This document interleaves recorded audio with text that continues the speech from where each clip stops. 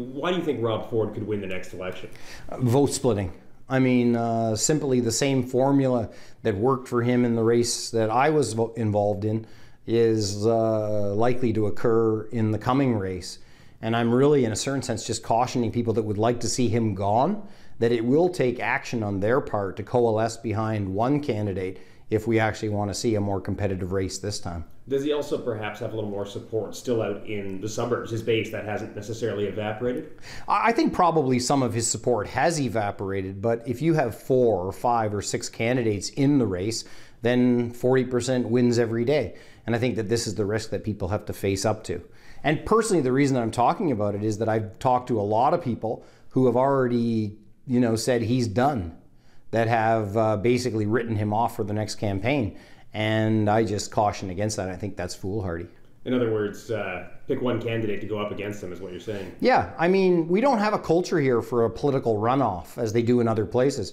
But I actually, in the interview that I did the other day, said maybe in May of 2014, after we've had a chance to kick the tires with all of those people that want to start in January, we should actually have a straw poll, get 100,000 Torontonians out to vote in a non-binding straw poll, and try and bring money, energy, and resources behind someone who has the best prospect of unseating the guy.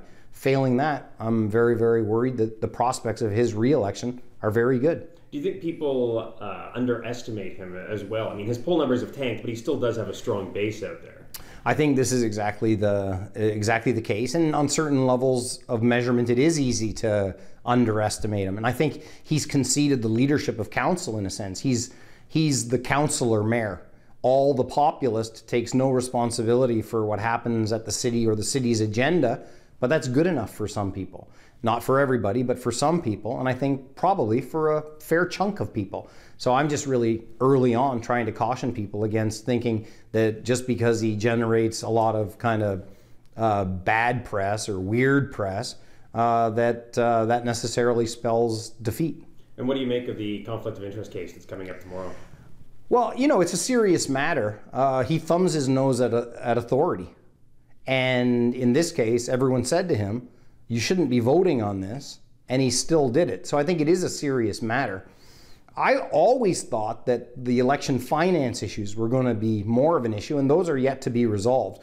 Personally, I think that the excesses of that campaign really were in offense to the law, that they did a bunch of things that you're not supposed to do in terms of the way you finance municipal elections.